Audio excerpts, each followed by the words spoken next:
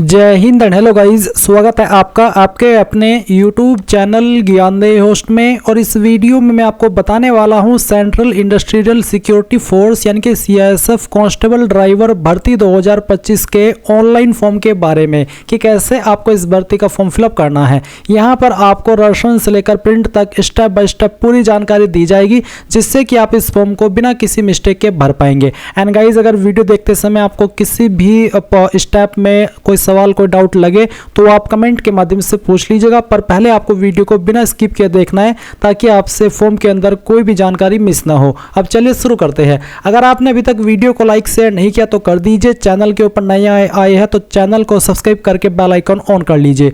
उसके बाद में ये जो लिंक मैंने वीडियो के डिस्क्रिप्शन में दिया है, इसको आप ओपन करेंगे। ओपन करने के बाद जानने को मिलेगा कि 11 से 24 वैकेंसी निकाली गई है और इसमें जो एज लिमिट है वो 21 से 27 साल के बीच रखी गई है। अप्लाई करने के लिए क्वालिफिकेशन आपसे 10वीं पास की मांगी गई है। फीस यहाँ पर जनरल OBC EWS के लिए 100 और SC ST एक्स सर्विसमैन के लिए कोई फीस नहीं है। फॉर्म आप लोग 3 फरवरी से लेकर के 4 मार्च 2025 तक भर पाएंगे। इसमें आप जो पोस्ट देखेंगे वो देख सकते हैं कि कांस्टेबल ड्राइवर डायरेक्ट के लिए 845 और कांस्टेबल ड्राइवर कम पंप ऑपरेटर के लिए यहाँ पर 279 वैकेंसी रखी गई है। और इसके अलावा गाइज, अगर बात करें क्वालिफिकेशन की, तो जैसे कि मैंने आपको बताया कि 10वीं पास कैंडिडेट अप्लाई कर सकते हैं और सिर्फ मेल कैंडिडेट ही अप्लाई कर पाएंगे। और साथ ही साथ यहाँ पर ड्राइविंग लाइसेंस भी मांगा है, हैवी मोटर व्हीकल का या फिर ट्रांसपोर्ट व्हीकल या फिर लाइट मोटर व्हीकल या फिर मोटरसाइकिल विद गियर। इसके अलावा 3 year driving experience, heavy motor vehicle, transport vehicle या फिर LMV motorcycle with gear. Height भी आपकी यहाँ पर 167 सेंटीमीटर कम से कम रहनी चाहिए और चेस्ट आपकी बिना फुलाई 80 और फुला करके 85 हो जानी चाहिए। इसमें आपको 800 मीटर की दौड़ भी लगानी होगी, जिसके लिए आपको 3 मिनट 15 सेकंड का समय दिया जाएगा। और लॉन्ग जंप करना होगा 11 फीट का, 3 चांस मिलेंगे। हाई जंप करना होगा 3 फीट 6 इंच का, इसमें भी आपको 3 चांस मिलेंगे। और बाकी आप यहाँ पर एज लिमिट और सिलेक्शन प्रोसेस की इंफॉर्मेशन अच्छे से चेक कर लीजिएगा। जब आपको लगे कि आप इसमें अप्लाई करने के लिए एलिजिबल है और आपका मन है अप्लाई करने का, तो आप इंपॉर्टेंट लिंक के सेक्शन में आएंगे और अप्लाई ऑनलाइन लिंक ओपन करेंगे।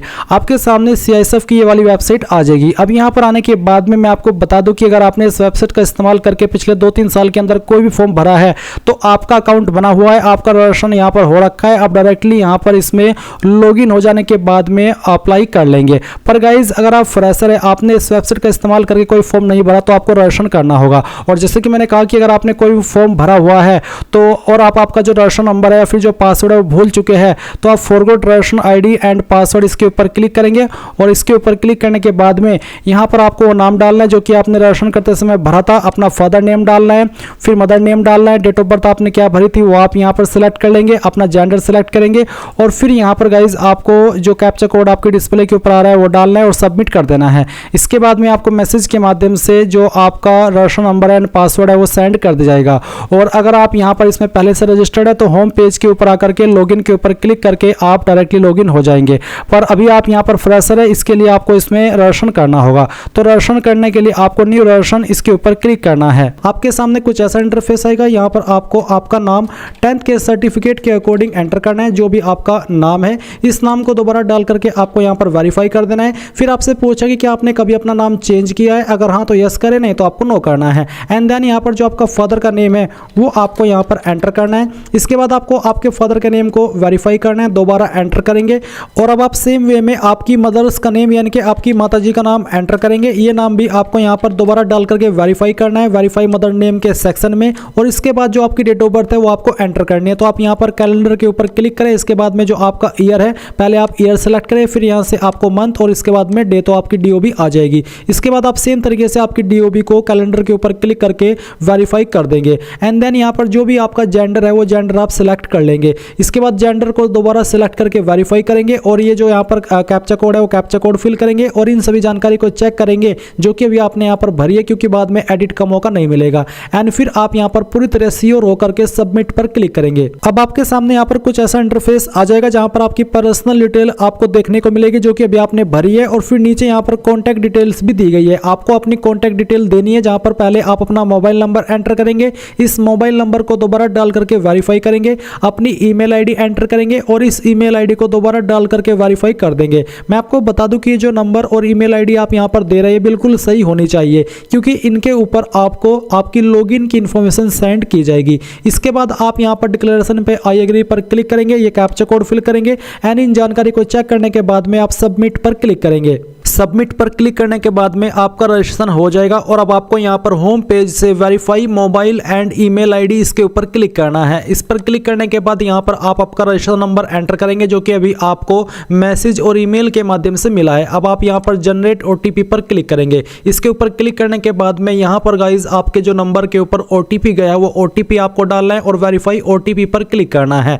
एंड जो आपकी ईमेल के ऊपर ओटीपी आया है वो ओटीपी यहाँ पर डाल करके आपको वेरीफाई कर देना है। एंड जैसे आप ये वेरीफाई कर ले फिर से आपको होम पेज पर आना है और अब आपको यहाँ पर कांस्टेबल ड्राइवर डीसीपीओ इस पर क्लिक करना है। इस पर क्लिक करने के बाद में अब आप यहाँ पर जो आपका रजिस्ट्रेशन नंबर है वो एंटर करेंगे। आपको जो पासवर्ड मिला है वो यहाँ पर डालेंगे, एक कैप्चा कोड फिल करेंगे एंड देन आप सबमिट पर क्लिक करेंगे। सबमिट पर क्लिक करने के बाद में यहाँ पर आएगा क्लिक हियर टू अप्लाई, तो आपको इसके ऊपर क्लिक करना है। इस पर क्लिक करने के बाद आपके सामने इंस्ट्रक्शंस दिए गए हैं, ये इंस्ट्रक्शंस आपको चेक करने हैं और फिर आप यहाँ पर कंटिन्यू पर क्लिक करेंगे। इसके बाद यहाँ पर आती है पोस्ट प्रेफरेंस, तो आप कौन सी पोस्ट को किस नंबर पर प्रेफरेंस देना चाहते हैं। जैसे कि कांस्टेबल ड्राइवर को अगर आपको पहले पर रखना है तो पहले पर रहने देंगे एंड सेकंड पर आपको कांस्टेबल डीसीपीओ को रखना है तो आप यहाँ पर इसको सेलेक्ट कर लेंगे। फिर यहाँ पर जो जानकारी आपने अभी रजिस्ट्रेशन के वक्त भरी थी वो जानकारी दी गई है और कुछ जानकारी आपको भरनी है। जैसे कि कैटेगरी आपकी क्या है, जो भी आपकी कास्ट कैटेगरी है वही आप यहाँ पर सिलेक्ट कर लीजिए। फिर आते हैं name of the state belongs to, आप कौन सी स्टेट के स्थायी निवासी है वो स्टेट आपको यहाँ पर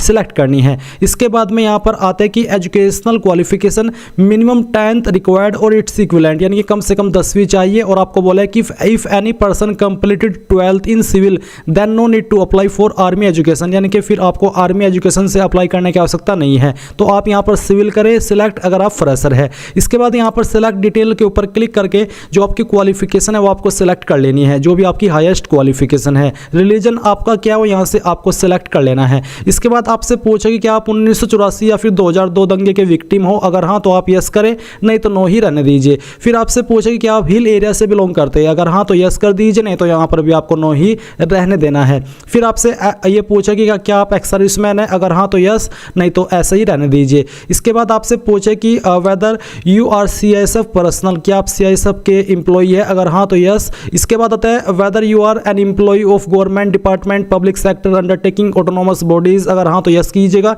नहीं तो यहाँ पर भी नो ही रहने दीजिए। अब आपसे पूछे डेट ऑफ बर्थ, जो कि यहाँ पर आपने ऑलरेडी दिया है। विजिबल आइडेंटिफिकेशन मार्क्स, आपकी बॉडी के ऊपर वो निशान जिससे आपके शरीर की पहचान होती है। ये मार्क आपकी बॉडी के ऊपर कहीं पर भी हो सकता है बट ये मार्क परमानेंट होना चाहिए। अगर आपकी बॉडी के ऊपर कोई भी मार्क नहीं मिलता तो आप यहाँ पर नो मार्क भी लिख सकते हैं।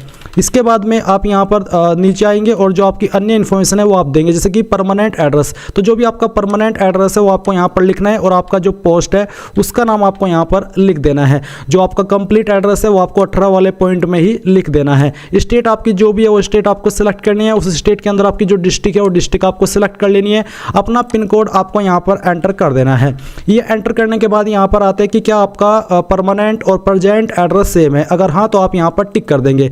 मैं आपको बता दूं कि जो भी जानकारी मैंने अभी इस फॉर्म के अंदर भरी है ये सभी डेमो के लिए भरी है। इसके बाद यहाँ पर आपका नंबर और ईमेल आईडी दी गई है जो कि आपको वेरीफाई करनी है। एंड देन यहाँ पर आता है ड्राइविंग लाइसेंस, तो जो ड्राइविंग लाइसेंस है आपको उसकी जानकारी देनी है। तो पहले motorcycle with gear licence number, तो यहाँ पर जो आपका लाइसेंस का नंबर है वो आपको एंटर करना है। अगर आपके पास मोटरसाइकिल वाला लाइसेंस है तो आप फर्स्ट ए का पॉइंट फिल करेंगे और फिर यहाँ पर आपको date of issue motorcycle gear licence, इसका ये जो आपका लाइसेंस है वो कब इशू हुआ था वो डेट आपको यहाँ पर कैलेंडर के ऊपर क्लिक करके इस तरह से सिलेक्ट कर लेनी है। इसको सिलेक्ट करने के बाद में आप यहाँ पर देखेंगे name of licence issuing RTO, किस आरटीओ के द्वारा आपका लाइसेंस इशू हुआ है उस आरटीओ का नाम आप यहाँ पर एंटर कर देंगे। ये एंटर करने के बाद में आप यहाँ पर नीचे आएंगे और जो आपकी अन्य इन्फॉर्मेशन है वो आप एंटर कर देंगे। जैसे कि यहाँ पर है light motor vehicle licence number, आपको लाइट मोटर व्हीकल का जो लाइसेंस नंबर है वो एंटर करना है। इसके बाद यहाँ पर आता है 2.a light motor vehicle licence number, अगर आपके पास लाइट मोटर व्हीकल का लाइसेंस भी है तो आप उसका नंबर यहाँ पर एंटर करेंगे।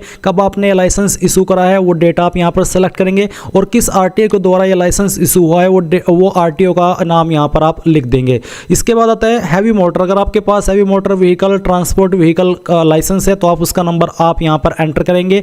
जैसे कि अभी आपने फर्स्ट और सेकंड वाला भरा है, कब ये लाइसेंस इशू हुआ है वो डेट आप यहाँ पर सेलेक्ट करेंगे। Name of licence issuing RTO, किस आरटीओ के द्वारा ये इशू हुआ है वो आरटीओ आप यहाँ पर लिखेंगे। एंड फिर आता है टाइप ऑफ आईडी कार्ड, तो कोई इनमें से एक आईडी आपको सेलेक्ट कर लेनी है। जो भी आईडी आप यहाँ पर सेलेक्ट कर रहे हो उसका नंबर आपको देना है। फिर आपसे 24 पॉइंट में पूछेगी whether the date printed on the photograph taken, यानी कि जो आपका फोटो है वो आपका 3 महीने से पुराना नहीं होना चाहिए और जिस डेट में आपने फोटो को लिया है वो डेट आपको फोटो के ऊपर लिखनी है और वो डेट आपकी 3 महीने से पुरानी नहीं होनी चाहिए। तो आपको यहाँ पर यस कर देना है कि हाँ हमने फोटो के ऊपर डेट लिख दी है। इसके बाद have you ever been convicted, क्या आपके ऊपर कोई केस दर्ज है, कोई किसी केस में आप दोषी पाए गए हो, कोई केस पेंडिंग हो, अगर हाँ तो यस करें, नहीं तो नो ही रहने दीजिए। फिर आपसे पूछेगी क्या कभी आप डिसमिस किए गए हो सेंट्रल या स्टेट गवर्नमेंट सर्विस से, अगर हाँ तो यस, नहीं तो नो ही रहने दीजिए।